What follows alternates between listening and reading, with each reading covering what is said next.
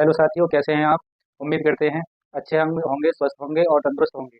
साथ ही अपनी बोर्ड परीक्षाओं की तैयारियों में लगे हुए होंगे। बच्चों, आज हम आपके लिए लेकर के आए हैं क्लास 10th सीबीएसई बोर्ड का सैंपल मॉडल पेपर। इसमें हम आपके लिए क्वेश्चन लेकर के आए हैं।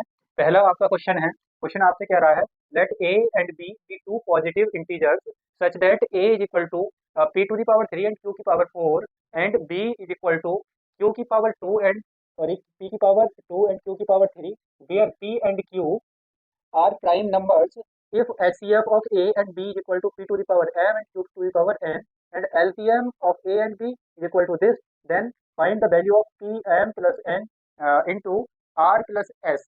तो आपसे वो पूछ रहा है क्वेश्चन। सबसे पहली चीज तो उसने दे रखा है कि ए और बी कोई दो पॉजिटिव इंटीजर्स हैं, जिसमें ए की वैल्यू और बी की वैल्यू आपको दे रखी है। साथ ही उसने ये भी कह दिया कि पी और क्यू क्या है, दो प्राइम नंबर्स हैं। बच्चों, आप बहुत अच्छे तरीके से जानते हैं, हमने पिछले वीडियो में आपको बताया था कि प्राइम नंबर्स क्या होते हैं। तो प्राइम नंबर्स को हमने बता दिया, साथ ही इंटीजर्स क्या होते हैं उसके बारे में भी हमने आपको बता दिया है। तो देखिए, एचसीएफ और एलसीएम के बारे में भी हमने आपको पिछले वीडियो में बताया था। तो आप देखिए किस तरीके से हम इसको कर सकते हैं। तो सबसे पहले हमें क्या दे रखा है, ए की और बी की वैल्यू दे रखी है। तो हम क्या लिखेंगे, हम यहाँ पर ए और बी लिख लेंगे। गिवन दैट हमें दे रखा है ए इक्वल आपके पास में है p to the power 3 and q to the power 4, और वहीं b इक्वल आपको कितना दे रखा है, t square and q to the power 3। अब हम बात करते हैं किसकी, इसके एचसीएफ की। हम निकालें HCF HCF of a and b, a comma b. देखिए बच्चों, हमने बताया था एचसीएफ क्या होता है। एचसीएफ होता है लोएस्ट कॉमन पावर, जो पावर सबसे छोटी वैल्यू होगी दोनों में होगी, उसको हम क्या करते हैं, प्रेफरेंस देते हैं और उसी को हम लिखते हैं। जैसे हमारे पास में देखिए कॉमन कौन कौन है, ए और बी में। ए में भी पी आ रहा है, बी में भी पी आ रहा है। अब इन दोनों में देखिए, दोनों में से कम पावर किसकी है, तो ये 2 है और ये 3। तो ये क्या होता है, ये छोटी पावर होती है 2, तो हम क्या ले लेंगे, पी की पावर 2 ले लेंगे। वहीं दोनों में कॉमन क्या है, क्यू इसमें भी है और क्यू इसमें भी है। इन दोनों में छोटी पावर क्या है, 3। 3 छोटी पावर होती है 4 से, तो इस 3 को ले लेंगे। ये कितना हो जाएगा, क्यू टू दी पावर 3। तो ये हमारा हुआ एचसीएफ। वहीं एलसीएम कितना हो जाएगा, एलसीएम आपका हो जाएगा ए कॉमा बी का। एलसीएम आपका होगा, एलसीएम में हम क्या करते हैं, देखिए ए और बी की हम वैल्यू दोबारा लिख लेते हैं। A is equal to p to the power 3 and q to the power 4, वहीं b is equal to p to the power 2 and q to the power 3। देखिए एलसीएम में क्या होता है, एलसीएम में होती है highest power of common multiple and non common multiple. तो इसमें हाईएस्ट पावर किसकी, common and non common multiple. देखिए कॉमन मल्टीपल क्या हुआ इसमें, कॉमन तो हुआ आपका ये टी। टी दोनों में कॉमन है और इन दोनों में पी की हाईएस्ट पावर कितनी आ रही है, 3। ये 3, तो यहाँ पर हम क्या में लिख देंगे, पी की पावर 3। और इसमें देखिए इन दोनों में कॉमन हो गया आपका क्यू, और क्यू की हाईएस्ट पावर कितनी है, 4। तो यहाँ पर आप कितना लिख देंगे, क्यू की हाईएस्ट पावर 4। ये आपने लिख दिया बच्चों।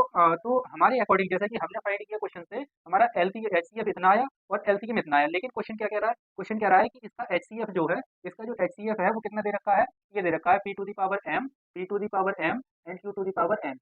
वहीं इसका एलसीएम जो दे रखा है वो ये दे रखा है p to the power r and q to the power s. तब आप बच्चे देख रहे हैं, अगर हम क्या कर रहे हैं, इसको इक्वेशन फर्स्ट सेलेक्ट कर लें और ये इक्वेशन हमारी सेकंड हो जाए, और उसके बाद में हम इक्वेशन फर्स्ट एंड सेकंड के एलएचएस और आरएचएस की कंपेयर करने लग जाए। जब हमने कंपेयर करने लग जाएंगे, क्या लिखेंगे, comparison equation first and second both RHS and LHS. तो हमने एलएचएस और आरएचएस की कंपेयर की, तो हम हमारा देखिए ये पी है, ये पी है यानी कि बेस एक्स जैसा है। तो पावर की क्या हो जाएगी compare, m is equal to कितना हो जाएगा, 2। ये एम की वैल्यू कितनी हो जाएगी, 2। On comparing m is equal to 2 हो जाएगा। वहीं एन इज इक्वल टू कितना हो जाएगा, देखिए एन इक्वल हो जाएगा 3। एन की वैल्यू 3 निकाल ली हमने। यहाँ पर देखिए आर है, ये आर की वैल्यू कितनी हो जाएगी, 3। आर इज इक्वल टू कितना होगा, 3। और वहीं एस इक्वल कितना हो जाएगा, एस इक्वल टू हो जाएगा 4।